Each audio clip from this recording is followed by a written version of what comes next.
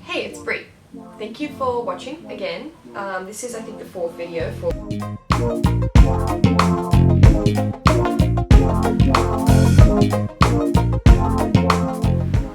So in today's video, I'm going to talk about something that was just very obviously a theme emerging in my life in the past fortnight, which is funding and grants and grant applications. So I spent the weekend just past drafting and finalising and submitting my application for the Cat Musket Fellowship.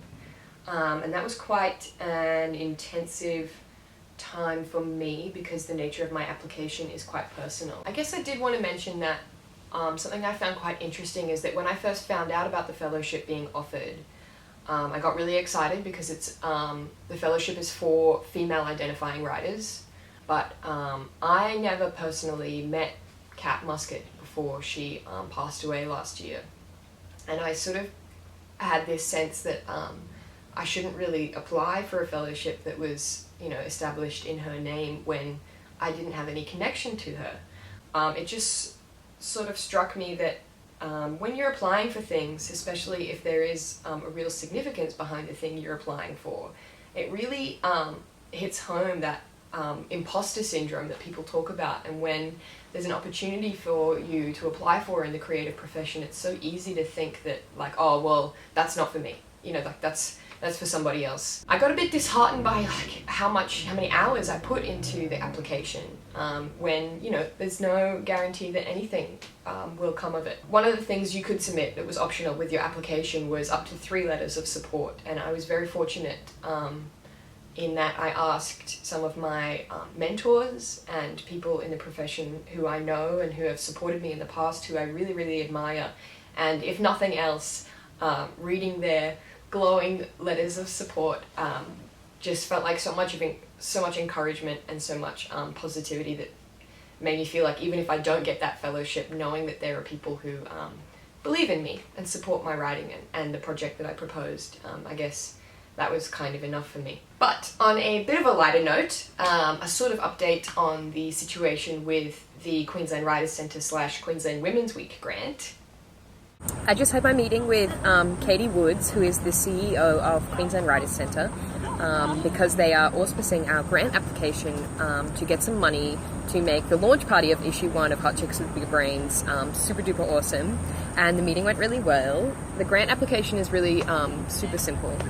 It's something that the YWCA is doing to make a bigger deal out of Queensland Women's Week, and I'm looking to get money to pay a couple of incredible Queensland women musician performances, and also we are going to have a visual art aspect, and we've got the venue locked in, and I know the caterers I want to use because there's this really great community company who employ and train people with disabilities, and I've been able to tell them that our featured artist for issue 1 is none other than the incredible Lacey Carmichael, who's a absolutely fantastic local Indigenous artist. So I feel really good for the grant application. So they said that they're really, really keen, and that regardless of whether or not we're successful with the grant application, that they will help us hype the event. And they also have a couple of really exciting internal grants that are becoming available in 2016. And one of them specifically is for female identifying writers. And, they mentioned that I should have a think about applying for that when more details come out. So I'm really buzzing. Obviously, I was pretty stoked with how that meeting went.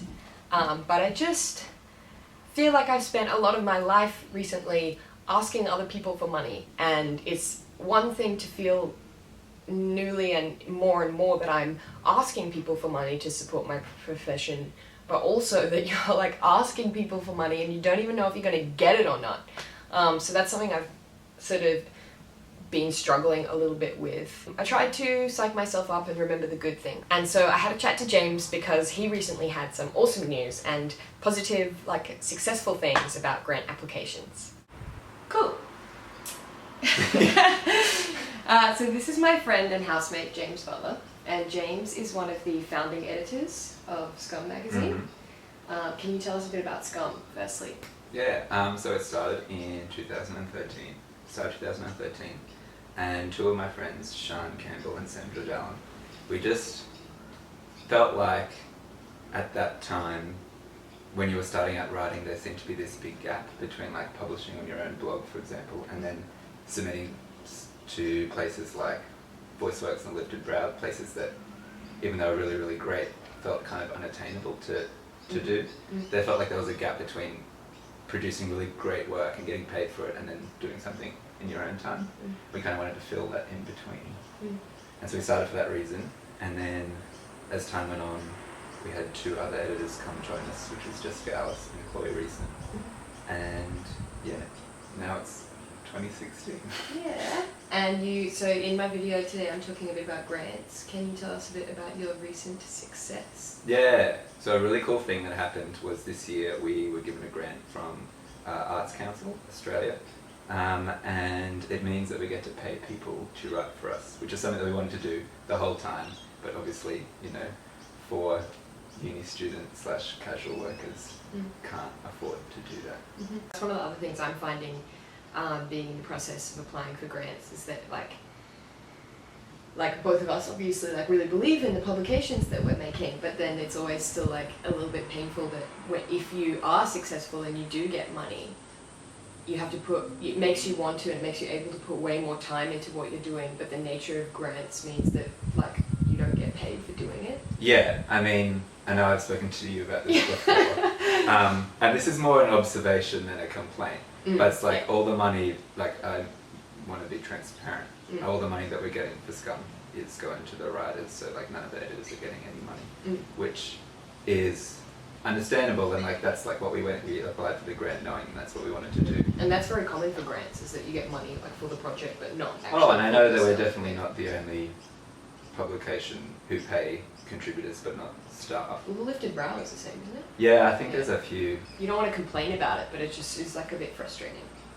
Yeah, because it's like it's real labour, and yeah, like in other industries, you know, the idea of doing work so other people can get paid seems a bit ludicrous. Yeah. Oh, and you should submit to Scum because now they can pay you. For sure. So you should check out Scum. It's scum-mag.com, and then our submissions are open from the 1st to the 7th of each month. So February will be the next time, and we publish fiction, poetry, memoir, and culture, which is just general non-fiction. And culture is what you do. That's what I edit, so please send stuff. There we go. So that's about it from me. It's been a little bit quiet, just plugging along, asking people for money. We're doing a really awesome giveaway with Writer's Block, Hot Chicks with Big Brains, that is, giving away a t-shirt and or tote bag to the lucky winner. So make sure you enter that competition if you're interested. Apart from that, things are going all right.